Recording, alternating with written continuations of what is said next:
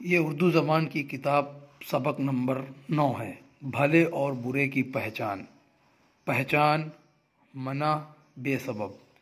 ایک کتا راستے میں پڑا رہتا تھا۔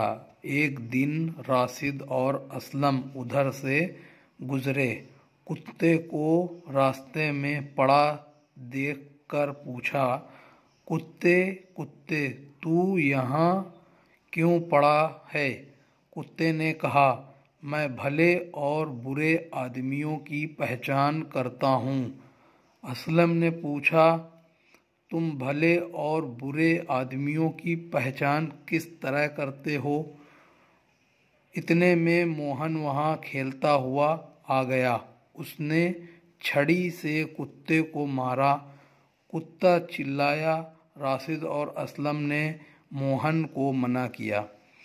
کتے نے کہا، دیکھا، جو بھلا ہے بچ کر نکل جاتا ہے اور جو برا ہے بے سبب ٹھوکر مارتا ہے۔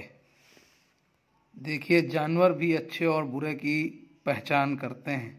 اس ویڈیو سے ہم کو یہی سبق ملتا ہے۔ ویڈیو پسند آئی ہو تو اس کو لائک کریں، شیئر کریں، سبسکرائب کریں اور اردو بھی اپنی امپروو کریں۔